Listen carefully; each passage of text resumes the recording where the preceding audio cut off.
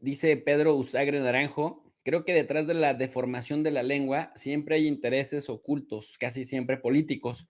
Con respecto a eso, si hay intereses o no políticos, te quisiera preguntar, ¿quién o quiénes sancionan o certifican el cumplimiento de dichas reglas? ¿Y es positivo o negativo que existan estos cuadros de personas que pongan reglas para evitar que se deforme?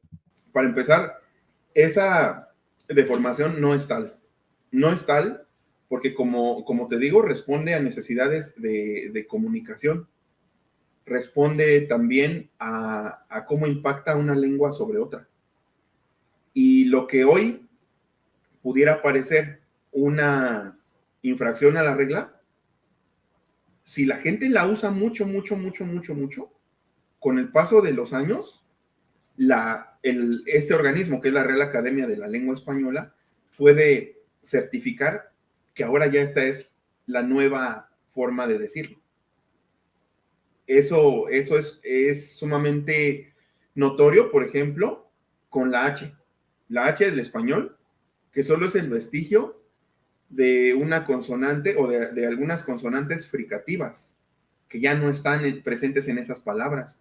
De algunas de ellas, por ejemplo, es una consonante que ni siquiera tenemos en el español originalmente o en el castellano, que esas correcciones realmente son sinónimos, ¿eh? No, no, no, precisamente, y lo que lo que quiero que se entienda también es que no podemos ir por la vida erigiéndonos en juez y parte y diciendo, tú hablas bien, tú hablas mal, y diciendo, no es esto otro, porque también para eso existe la sinonimia. Entonces, por ejemplo, hubo un momento en que la palabra alhaja, que es joya, era alfaja, pero ese ja es un sonido glotal que no tenemos en el español. Y en algún momento entonces se quitó ese y se cambió por la J. Y la F de en medio se convirtió en nada y solo que ya queda la huella ortográfica en el español, que es la H muda. Entonces no era muda, enmudeció con el paso de los siglos. Pero hubo un momento, debe haber habido un momento, en el que decir alfaja fuera lo correcto y quien decía alhaja estaba en lo incorrecto, porque en ese punto particular de la historia de la lengua, esa era la regla. Pero la gente se le empezó a quitar tan sistemáticamente, le empezó a quitar esa F a esa palabra tan sistemáticamente que después ya no había quien se la pusiera. Y entonces esa se volvió la nueva regla.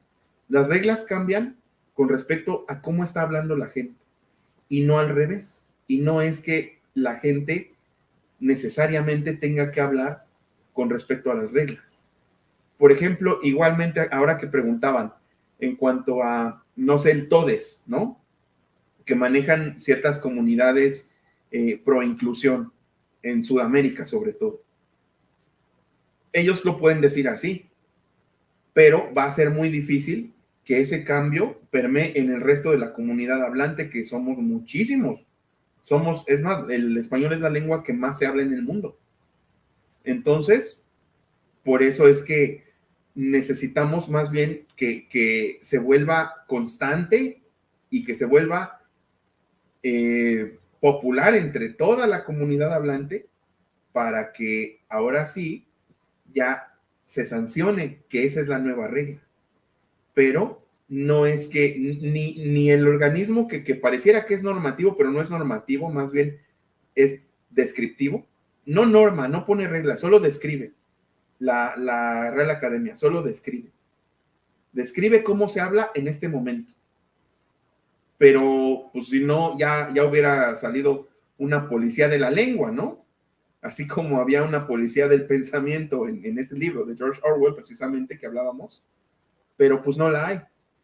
Entonces, esto también es interesante porque hay mucha gente que considera que hay que hablar bien, no se sabe por qué motivo, o que hablar bien, entre comillas, te hace mejor persona.